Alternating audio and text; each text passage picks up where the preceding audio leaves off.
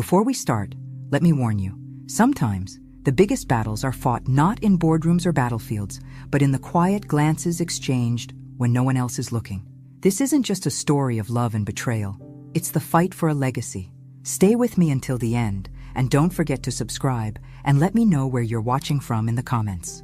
When you've lived through as much as I have, fought through dirt, poverty, and betrayal, you learn to trust your instincts, even the quiet ones that creep up your spine like a cold whisper. I felt it the second Matthew told me. "Grandma, I'm getting married," he said, his face glowing the way only a 22-year-old can glow after 2 months of whirlwind romance. He was my heart, that boy, always had been. And even as I smiled, something inside me twisted, something deep, something old. Brianna Carlisle. A pretty name, a pretty face, but life has taught me that pretty often comes with a price. Still, I bit my tongue. I smiled. I congratulated him. What else could I do? When you love someone, sometimes you let them learn the hard way. Sometimes it's the only way. The wedding rehearsal was held at the estate, of course. Our home, the symbol of everything I built with bloody hands and sleepless nights. A place where I made damn sure the floors were polished enough to see your reflection. Where the walls told stories of triumph and survival. I stood there, next to Matthew, watching guests arrive in their polished shoes and rented smiles. And then she walked in. Brianna Carlisle. Golden hair, perfect skin, the kind of beauty that turns heads and softens hearts. She smiled at me, wide and mechanical, like a doll wound up too tight. She offered her hand. I took it. It was cold, like touching marble. "Mrs. Whitmore," she said, with a voice too sweet to be sincere. I smiled back, because that's what you do when you're Eleanor Whitmore. You smile while you sharpen your knives behind your back. She was polite, too polite.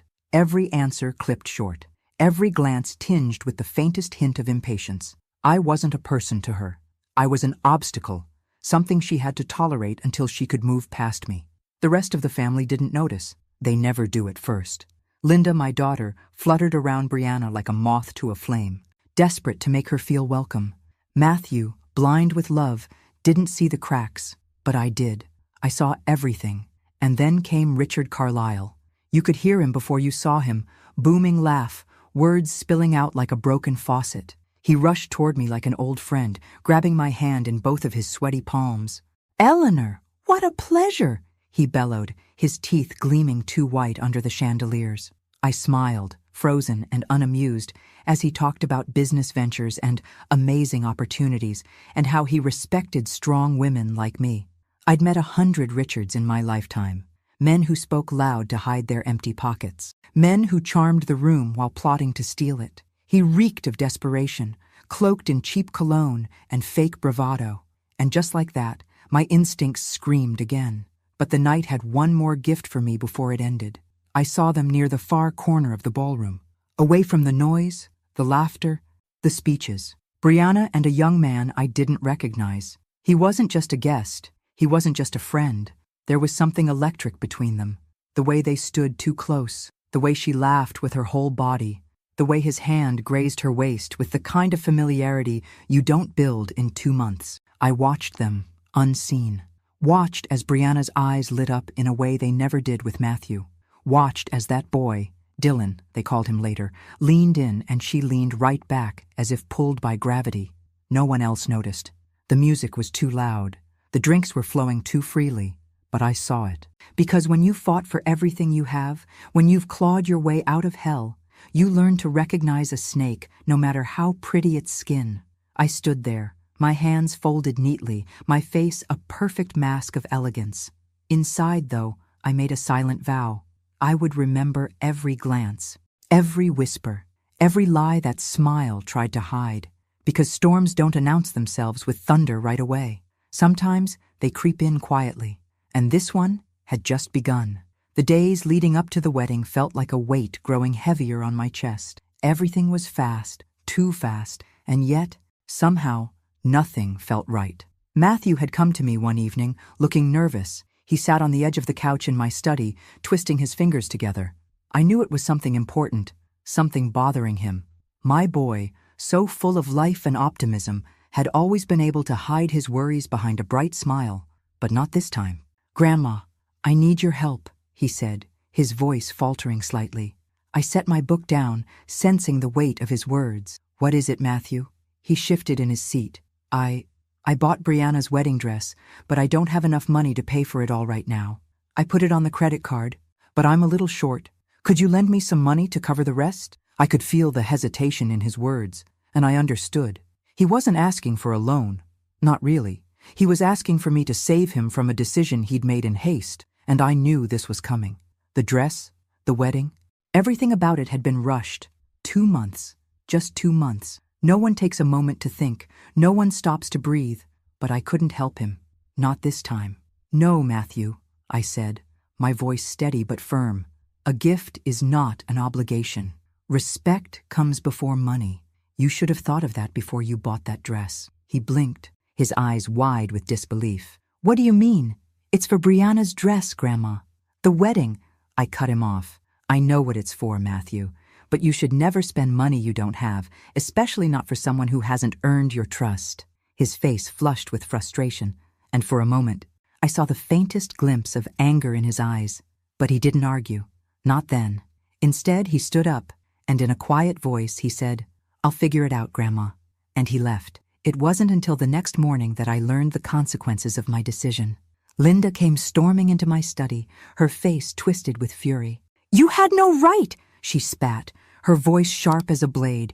"Matthew is doing what he thinks is best, and you—" She cut herself off, shaking her head in disbelief. "I can't believe you do this to him." I said nothing, watching her pace back and forth, the anger radiating from her. "Do you even care about him?" she demanded. "Or are you too busy pretending you have all the answers? You think that lecturing him is going to make him see your way? You're pushing him away, Eleanor." I felt the old ache in my chest, the pain of being misunderstood, but I couldn't bring myself to regret what I'd said. Matthew needed to learn. He needed to see that life wasn't just about rushing forward with promises and shiny dresses. It was about understanding the weight of those promises. Linda, in her anger, didn't see it. She was too busy playing the role of the protective mother, defending her precious son. And now she was too deep in her own hurt to see the truth. "Fine," Linda snapped. "I'll pay for it then. I'll take care of everything. But don't think for a second that this doesn't change things between us." And just like that, the rift widened. The lines were drawn. She paid for the dress that very day, paid it off in full, without a second thought. But I knew then that things would never be the same between us. You can't erase what's already been said, can you? Once you see someone's true nature, it doesn't go away. Matthew didn't talk to me about it again. He didn't ask for my advice or my approval. He simply let his mother handle it. He didn't realize what had been lost in the exchange. And Linda? She couldn't see past her anger long enough to realize that I wasn't trying to hurt her son. I was trying to teach him. The wedding loomed closer with each passing day, and I could feel the distance between me and the rest of them growing. Matthew, lost in his own world of wedding plans and Brianna's demands, didn't notice. But I did. And I knew something dark and quiet, that they didn't. There was more to Brianna's story than met the eye. I could feel it, deep in my bones. The signs were all around me. But for now, I stayed silent. Because sometimes, it's better to let them fall on their own before you make them see the truth. The day of the wedding arrived with all the fanfare one might expect for the Whitmore name. A grand event. A spectacle meant to be remembered. Flowers, food, laughter, everything wrapped in layers of luxury. This was supposed to be one of the happiest days of Matthew's life. But beneath the glittering surface, the air was thick with tension. I stood in the corner of the room, watching as the guests gathered, their laughter floating over the sound of clinking champagne glasses. The ballroom shimmered with gold accents, the light soft and warm, just as it should be for such an important occasion. Yet something felt off. Brianna was a vision in her wedding dress, every inch of her crafted to perfection. Her beauty was undeniable, but her eyes never met mine. She looked past me as though I were invisible, or worse, as though I were a ghost from her past that she had no time for. I watched her move from one group of guests to another, her smile always tight, her words polite but lacking any true warmth. She almost seemed to avoid my gaze, and I didn't miss the coldness in her demeanor when she did glance my way, a flash of ice that disappeared as quickly as it came. The kind of ice that cuts straight through you, leaving you with a chill that lingered far longer than it should. Matthew stood beside her, a gleam in his eye that only a young man in love could have. I wanted to reach out and shake him, to make him see what I saw, but he was too deep in it, too blinded by the illusion of love to notice the cracks. Richard Carlyle, Brianna's father, was the picture of charm.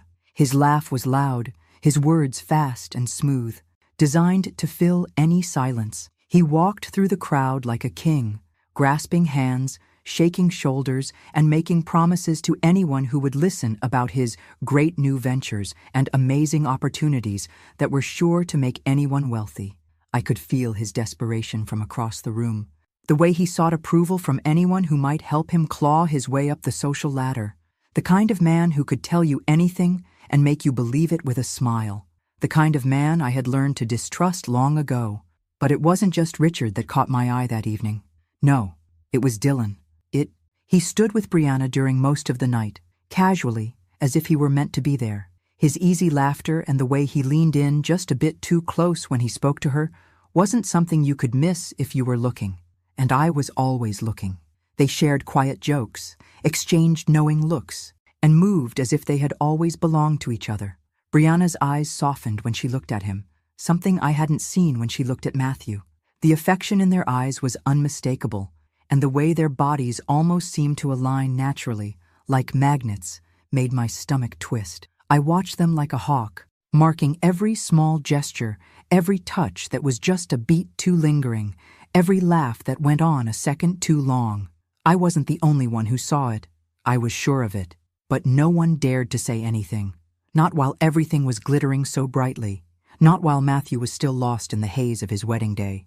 Not while Linda hovered nearby with her fake smile, blissfully ignorant of the crack in the foundation beneath their feet.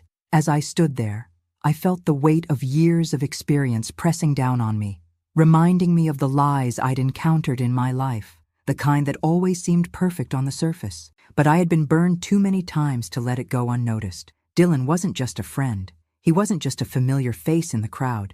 He was something else, something more dangerous, and I could see it clearly. The evening stretched on, and the formalities came and went.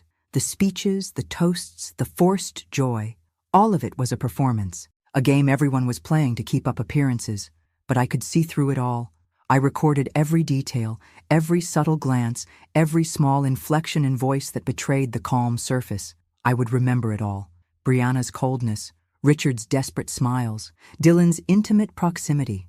I would remember because one day, sooner than they thought, everything they had built would come crashing down. And when it did, I'd be the one watching from the sidelines, calm as ever, knowing that I had seen it coming long before anyone else did.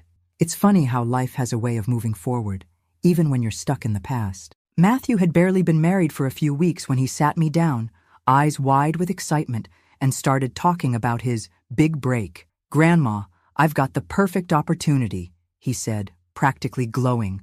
I tried to focus, listening as he spoke, but the voice inside my head, the one that never stopped warning me, was already starting to whisper.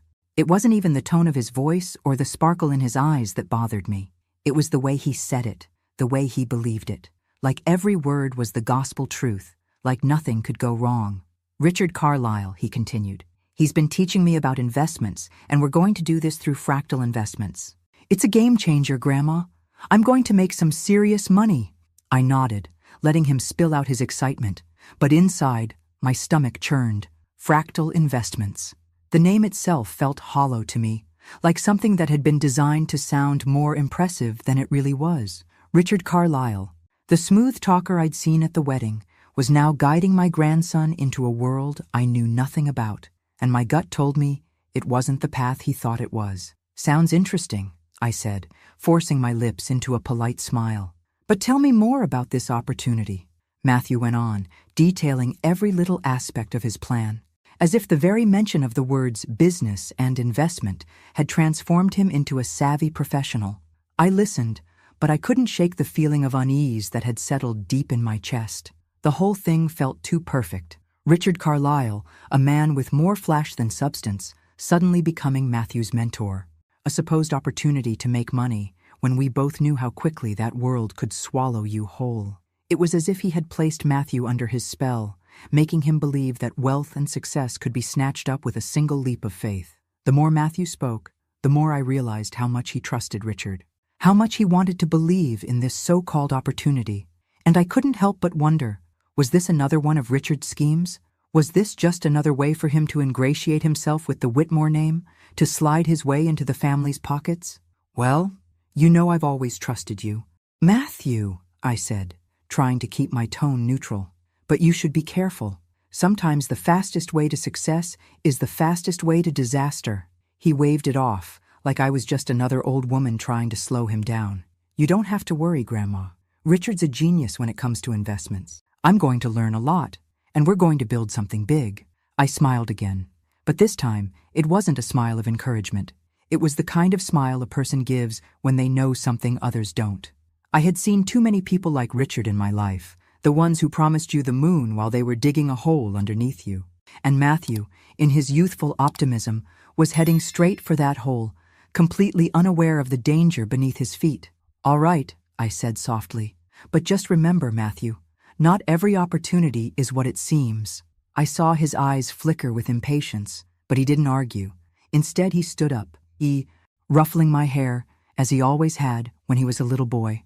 I'll be fine, Grandma. Trust me. He left the room with that look of certainty still on his face, his dreams so big and his feet so light that I almost wished I could believe in them too. But I didn't. I couldn't. As the door clicked shut behind him, I sat there, feeling the weight of his words press down on me.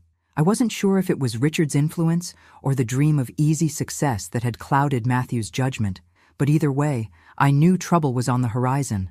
It always starts with something too good to be true, doesn't it? And this story? This opportunity Matthew was so excited about? It felt too perfect, and I had learned long ago that perfect was just another word for disaster waiting to happen.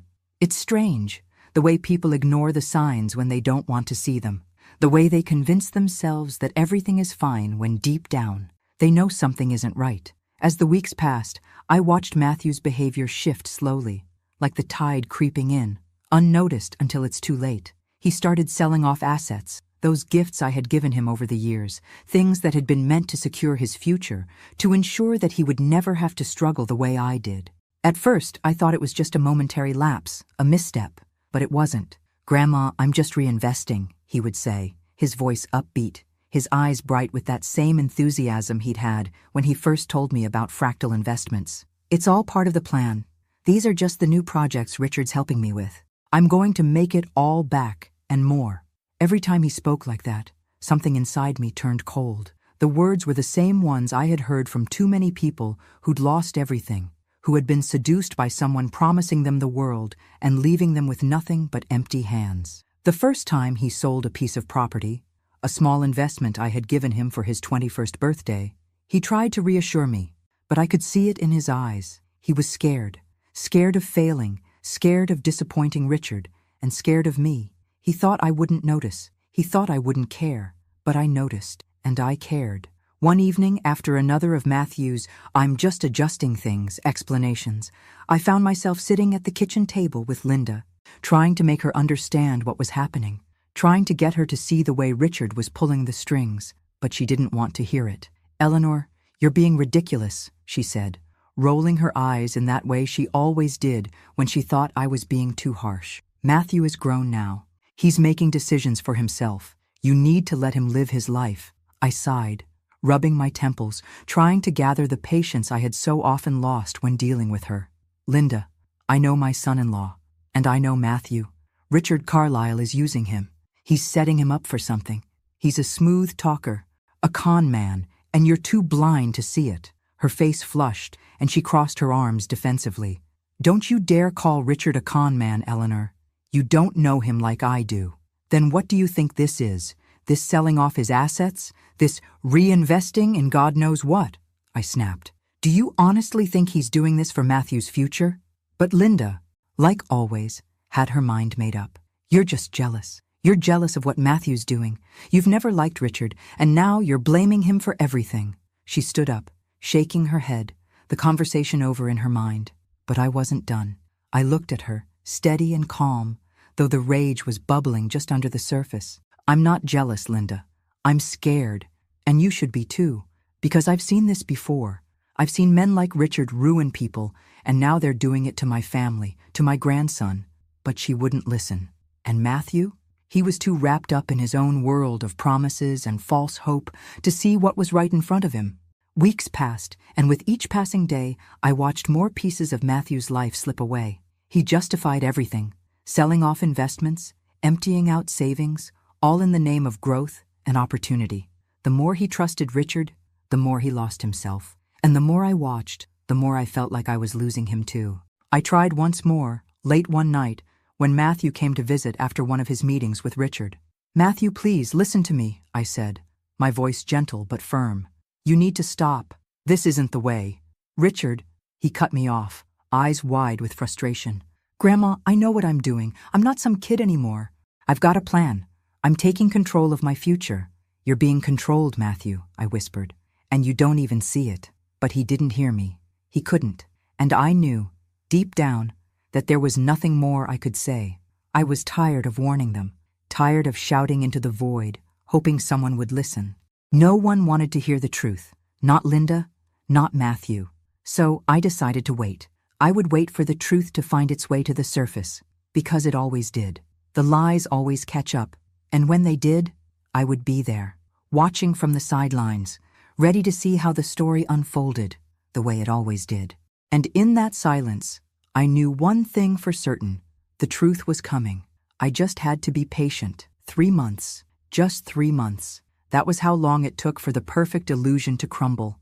I had seen it coming, of course.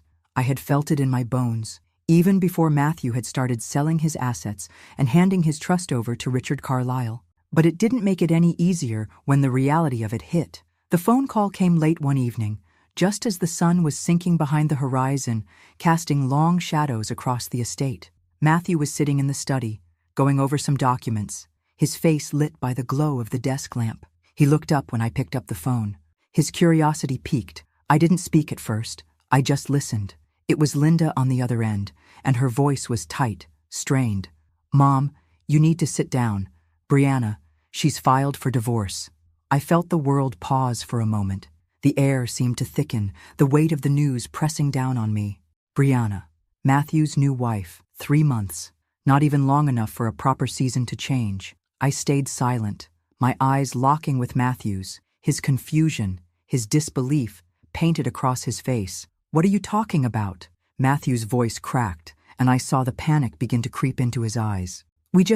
She says it's incompatibility, Matthew." Linda's voice was distant, but I could hear the underlying bitterness. "And she says she wants a separation of assets, including your shares in the Whitmore Company." The words cut through me like a knife. Brianna hadn't just left him. She was taking everything she could with her, and she had the audacity to do it under the guise of a simple divorce. I stood there, my mind racing, piecing the puzzle together. 3 months was nothing. That was no time at all.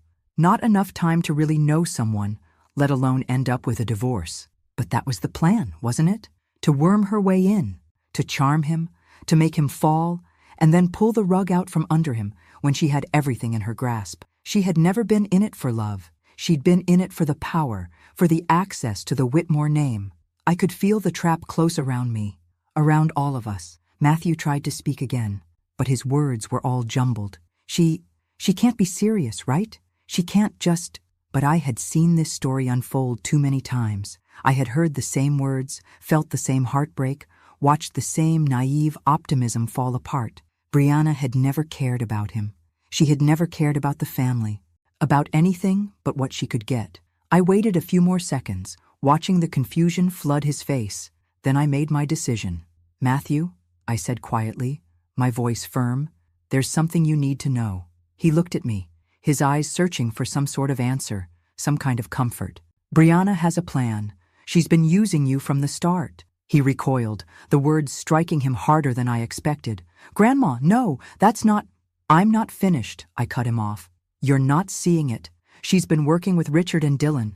They've been pulling the strings, and you've been too blinded by love to see it." His face hardened, the anger replacing confusion.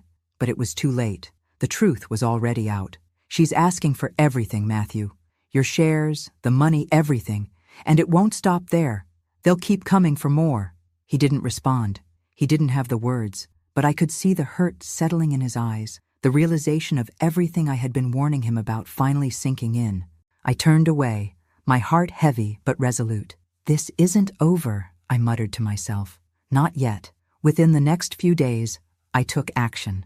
I couldn't wait for Matthew to figure it out on his own, not after all the warning signs I'd seen. I hired an investigator, someone who specialized in digging through the dirt and uncovering the truth no one wanted to face. I told the investigator to leave no stone unturned.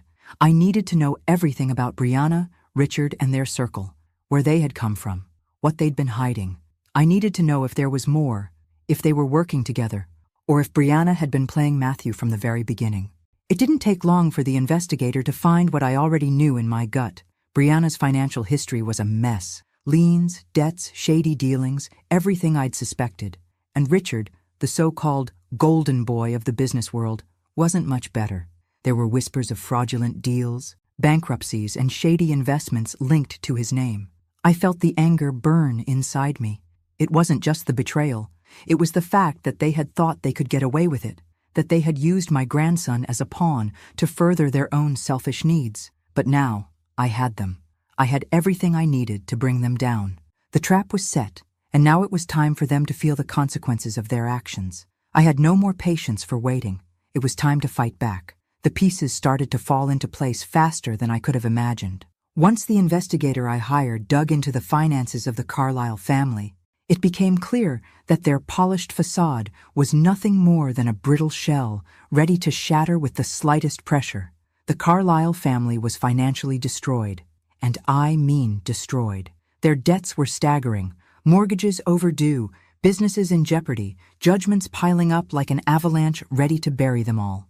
Brianna, it seemed, wasn't the only one with a history of poor financial decisions. Her father, Richard, had been living a life of expensive illusions, buying into the image of success while neglecting the reality of his bankrupt empire. The investigator didn't stop there, of course. The more he dug, the more unsettling the story became. He found court records detailing lawsuits, liens, and unpaid loans stretching across the last decade. It was as if the Carluses had been running from creditors their entire lives, barely keeping ahead of the tide of their own making.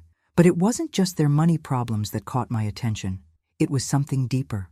The connection between Brianna and Dylan began to form clearer lines. I had noticed Dylan during the wedding, of course. He was that charming, almost invisible figure who blended into the background while always staying just a bit too close to Brianna.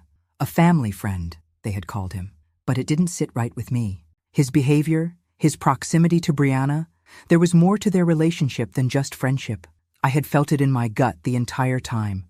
The investigator, digging through their connections, began to make the same conclusions. Dylan wasn't just a friend. He had deeper ties to Brianna than anyone had realized. The more the detective uncovered, the clearer it became that Dylan had been part of a plan. And that plan wasn't about love. It was about something much more sinister. A few weeks into the investigation, the detective discovered that Dylan was the owner of a nightclub in a wealthy neighborhood. Not just any place, it was a high-end establishment that catered to the rich and the reckless, the kind of place where the wealthy would come to indulge their darkest desires, paying for privacy and secrecy. This was the moment when the hair on the back of my neck stood up. It made perfect sense now. Dylan wasn't just hanging around, offering Brianna a shoulder to lean on. He was working with her. He was working with Richard. And together, they were building a network of deceit and manipulation that went far beyond the simple marriage to Matthew. They were using him as a pawn. I instructed the investigator to go deeper, to look into Dylan's life. I needed to know how far back this web of lies went, what kind of dealings Dylan was involved in, and how it connected to Brianna. The investigator didn't waste any time. He made his way to the nightclub, using his connections to slip in unnoticed. He spent hours there, watching, listening, gathering information. He spoke with a few of the staff members, discreetly asking about Dylan's activities. It didn't take long before one of the employees, a low-level bartender who didn't realize he was being watched, let something slip. For a small fee, the bartender gave up something valuable: access to the security footage from the club. The investigator didn't waste a second. He arranged for the footage to be delivered to him. It arrived a few days later, a black and white reminder of the darkness that had been festering just under the surface of everything I had trusted. I watched the footage in silence. It was a grainy video taken from the security cameras inside the club. At first, nothing seemed out of the ordinary, just a few patrons in the background, laughing, dancing, and drinking. Then it came into focus. Brianna, Dylan, alone. The footage showed them in a secluded corner, hidden from the rest of the crowd. They were laughing together, their bodies closer than I had ever seen them at the wedding. Brianna reached out and touched Dylan's arm, and he leaned in, whispering something into her ear that made her laugh. Then, the moment that stopped my heart, Dylan kissed her. It was quick, but it was unmistakable. A kiss that spoke volumes. I sat back in my chair, my hands trembling slightly as I processed the footage. This wasn't just some fleeting moment, some innocent gesture. This was something deeper. They were involved, and it was all a part of the plan to tear my family apart. I knew what I had to do. The time for waiting was over. The truth was out there, in black and white, and it was time for me to act. This wasn't just about a bad marriage or a foolish investment. This was about a calculated, deliberate attack on everything I had worked for. And I would make sure that Brianna, Richard, and Dylan paid for it all.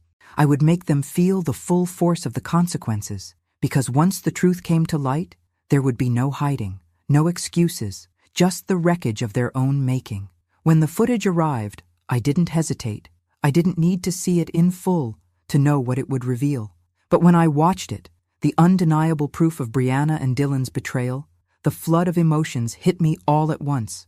Anger, disgust, satisfaction, and even relief. The video began innocuously enough, with a few shots of the club, patrons mingling, drinks flowing, music pulsing through the air. But then it narrowed in on them, Brianna and Dylan, in the corner of the club where no one could see them, where they thought no one was watching. The timestamp flashed at the bottom of the screen, just a week before the wedding. And there they were, in the dimly lit corner, laughing, their bodies close in a way that was far too intimate for a mere friendship.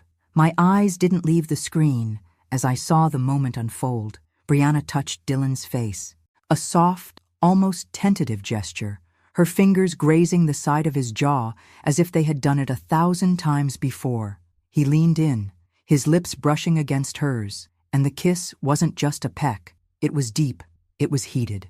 It was everything I needed to confirm the truth. They pulled away for a second, their eyes locking, and then more whispers, more shared secrets, their hands intertwining like nothing else mattered. A quick, almost furtive touch across her lower back. Brianna's laughter echoed through the quiet, a sound I hadn't heard from her at the wedding, not once. And then, the most damning part of all, they kissed again, this time longer, with more heat, more intent, more intimacy. I sat there, staring at the screen, my hands gripping the edge of the desk as the anger bubbled up inside me.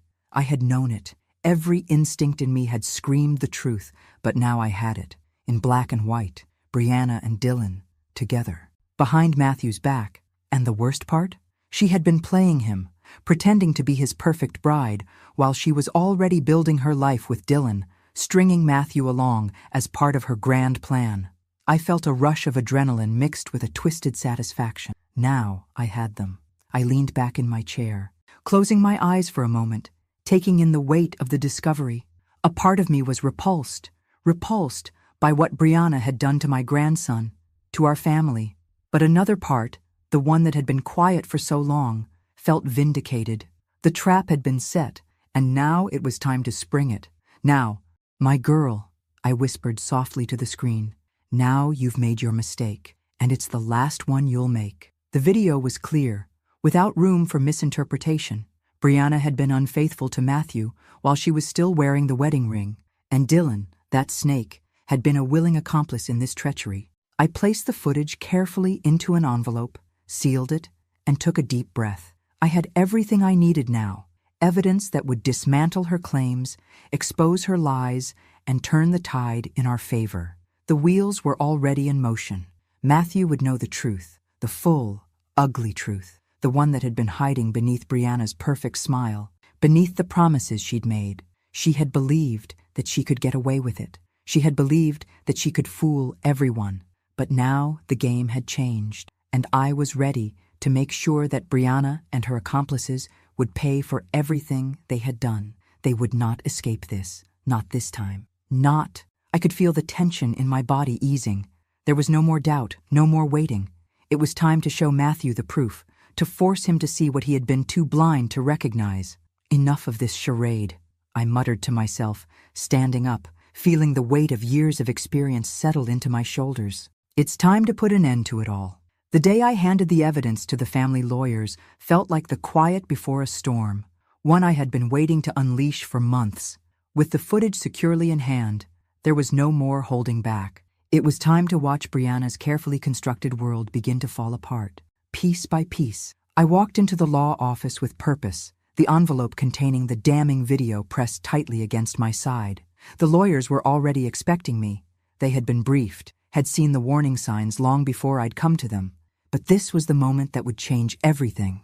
I placed the envelope on the desk and slid it toward the head lawyer, a sharp, methodical man named Greg Cartwright, who had worked for the Whitmore family for years. He looked up at me with a raised eyebrow. "Eleanor, I trust you know what's in here?" he asked, his tone almost too casual, though I knew better.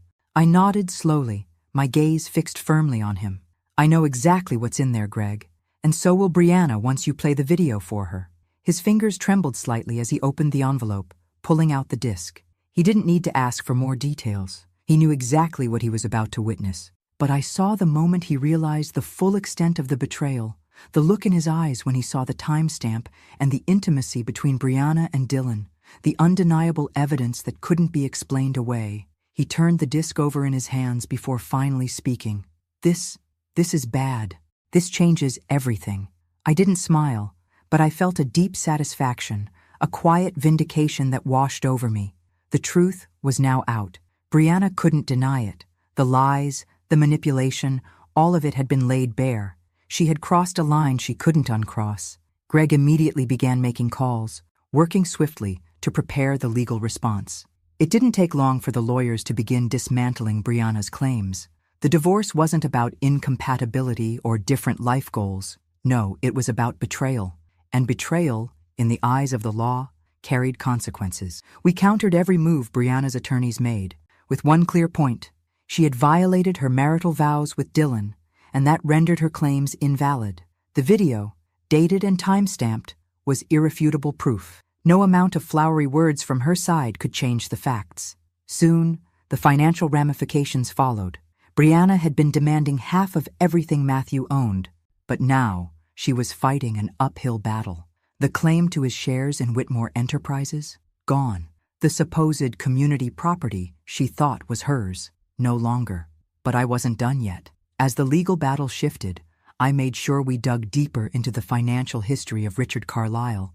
I knew his past was tainted, but I had no idea just how much rot there was beneath the surface. Greg's team began uncovering more than just missed payments and bankruptcies.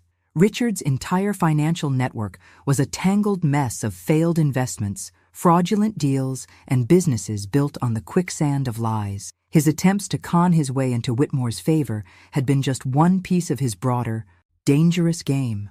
His ties to the criminal underworld were more than mere whispers. There were real links, documents that tied him to shady dealings, some of which had already been flagged by the authorities. As the investigations progressed, it became clear that Richard was in deep. He had been using Brianna's marriage to Matthew as a front to enter the Whitmore circle, all the while pushing his own disastrous financial schemes onto my grandson.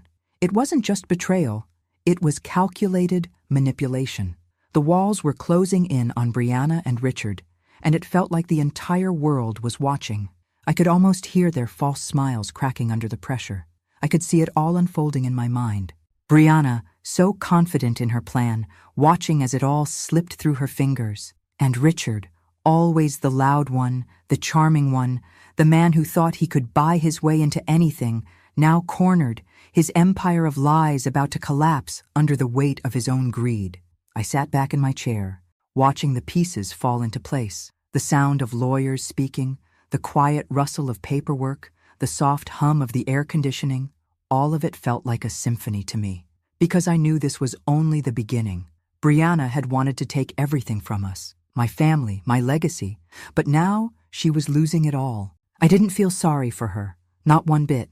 She had made her choice. She had chosen to deceive and destroy, and now she was going to see just how far the Whitmore name could reach when pushed too far. I wasn't about to let anyone take what was mine. Not now. Not ever. The moment Matthew came to me, I knew he had reached his breaking point. The look in his eyes, haunted, confused, full of pain, told me everything. The young man who had once been so sure, so eager to prove himself to the world, was now on his knees, staring at the wreckage of his own decisions. The world he had built in his mind, the perfect future with Brianna at his side, had crumbled before him, leaving nothing but dust and shattered illusions. "Grandma," he whispered, his voice shaking. I didn't see it. I didn't see what was happening until it was too late." I didn't say anything at first. I let him speak, let him stumble through his words, through the brokenness. "I was so stupid," he muttered, running a hand through his hair. "I thought I was doing the right thing. I thought I was being smart, but I couldn't see it. I couldn't see what was right in front of me." The weight of his words settled in the room, and for a moment there was nothing but silence. The kind of silence that screams louder than any words ever could. I stood up slowly, walking over to him, my steps deliberate. I looked at him, really looked at him. My grandson, the boy I had watched grow up, the boy who had always been so eager to take on the world. And now, here he was, defeated by his own naivety. "You weren't stupid, Matthew," I said finally, my voice quiet but firm. "You were blind." He looked up at me, his eyes brimming with tears. I was blind. To everything. To her. To Richard. To Dylan. I couldn't see it. I didn't listen. Listen, I interrupted, my voice hardening. "You didn't listen." "No? And now look at the price you're paying." I paused, feeling the weight of every word, every lesson that had led me to this moment. "Amare bonito," I said, my tone softening slightly but still carrying that steel edge. "Mas amar sem enxergar é burrice." The words hung between us like a heavy truth. He flinched as if they were a slap across his face, but there was no anger behind them, only the cold reality of the situation. Matthew had been so caught up in the illusion of love, in the idea of what he thought his life should look like, that he had failed to see the cracks in the foundation. He had trusted the wrong people. He had believed the lies, and now he had to face the consequences of that. "I'm so sorry," he said, the words coming out in a rush. "I'm sorry for everything. I should have listened to you. I should have trusted you. You were right all along, Grandma. I was too blind to see it." I nodded slowly, my gaze steady. "You weren't the only one, Matthew. We all wanted to believe in the fairy tale, but sometimes the truth isn't what we want it to be. It's what we need it to be." He looked down, ashamed, his hands trembling. "I don't know how to fix this. I don't know how to fix what I've done." I sighed deeply, the weight of his words pressing against my chest. "You can't fix it, Matthew. Not all of it. What's broken is broken. But you can learn. You can grow. That's all we can do in life. Learn from the mistakes we make, even if they come at a steep price." He nodded, swallowing hard. I saw the pain in his eyes, the pain of realizing that no matter how much he wished it, he couldn't turn back time. "But you're not alone," I added, my voice gentler now. "The name Whitmore means something. It means strength. It means legacy. And I'll protect that with everything I have. But you, Matthew, you have to protect yourself now. And you have to protect what's left of your family, because that's all we have in the end." He looked up at me then, something flickering in his eyes. Hope, maybe. The realization that there was still a way forward, but only if he could let go of the past. Only if he could understand that he wasn't a victim of the circumstances. He had let himself be deceived, and now he had to take responsibility for the mess he had created. "I'll fix it, Grandma," he said, his voice firmer now, though I could hear the weight behind it. "I'll make it right. I swear." I didn't say anything else. I didn't need to. He would have to figure it out on his own, just like I had figured it out on my own. The lessons of life were never easy, but they were always necessary. Now, more than ever, I knew that it wasn't just about protecting the Whitmore name. It was about protecting those who still had the chance to learn. And Matthew still had a chance. It would take time, and it would take more strength than he realized. But I believed that if he truly wanted it, he could become the man he was meant to be. Not the man Brianna or Richard had wanted him to be, but the man who could stand on his own, strong, capable, and wise enough to see the truth. And for that, I would fight. The day I began the restructuring of the Whitmore legacy was the day I truly realized how much the world had changed and how much it was still up to me to preserve what had been built. For decades, I had fought to keep this family strong, to hold everything together. But the time had come for a shift, one that would redefine the future of the Whitmore name. I had never believed in blind inheritance. The idea that someone could simply be handed a legacy based on blood alone was not something I subscribed to. It had never been enough for me, and after everything that had happened, I knew it could never be enough for the next generation. So I sat down with the lawyers, the accountants, the advisors who had worked for the Whitmore estate for years, and I gave them the most important task they would ever receive: to change everything. The first thing we did was rewrite the wills, every single one of them. They were no longer about distributing assets or making sure the right amount of wealth trickled down to the right people. No, now they were about something far more valuable. They were about legacy, character, and the wisdom that comes with experience. I wanted to make sure that whoever stood to inherit the Whitmore name, the empire I had fought so hard to build, had earned it, truly earned it. No more handing out power to the unworthy. No more giving the next generation a free pass because of their birthright. I had seen too many people like Brianna, too many people who believed that legacy was a title, a name, or a bank account. They thought that they could take what was rightfully someone else's and make it their own, without understanding the responsibility that came with it. Brianna had thought she could manipulate her way into the family, take what she wanted, and walk away with a piece of what I had worked so hard to protect. And then there was Matthew, my grandson. He had learned the hardest lesson of all. Love isn't enough. Loyalty and wisdom, those were the things that mattered. And they had to be proven. So we made the changes. I knew there would be resistance. I knew that Matthew might struggle with the idea that the world he had imagined for himself, one where everything was given to him on a silver platter, was over. But it was a necessary evolution. I couldn't let the Whitmore name fall into the wrong hands. Not after all the years of sweat, blood, and sacrifice. The new rules were simple, but they were harsh. Anyone who wanted to inherit the Whitmore name, the empire, would have to prove 3 things: character, loyalty, and wisdom. Character, the foundation of everything. Without integrity, there was no future. Loyalty, to the family, to the legacy. If you didn't understand that, you didn't belong. Wisdom, you couldn't lead if you didn't understand the weight of responsibility that came with power. You had to be capable of seeing the bigger picture, making decisions not just for yourself, but for the future of the family and the empire. I knew Matthew would have to prove himself. I wasn't going to make it easy for him. He would have to show me that he had learned from his mistakes, that he wasn't just a fool in love, blindly following someone who had used him, that he understood the value of trust and responsibility. And if Brianna thought she was still in the running, if she thought she could somehow worm her way back into the fold after everything that had happened, she was sorely mistaken. The rules had changed, and she didn't fit into the future I was building. I wasn't doing this to punish anyone. I wasn't doing this to make life harder for Matthew, for Linda, or for anyone else. I was doing it because the Whitmore legacy meant something. It meant something more than wealth, more than status. It was about responsibility. It was about building something that would stand the test of time. If you didn't have the strength to carry that weight, then you didn't deserve it. After everything that had happened with Brianna, I was more determined than ever to ensure that the Whitmore name would endure. I would pass it on, but only to those who deserved it. The restructuring was complete. The documents were signed, the new rules in place. I sat in my office that evening, looking out over the estate, feeling the weight of the decision I had made. I knew it would be hard. I knew that it would be uncomfortable for some, especially for Matthew. But in my heart, I knew it was the right thing to do. It wasn't about me anymore. It was about the future of the Whitmore legacy. And that, my dear, would never be something I handed out easily.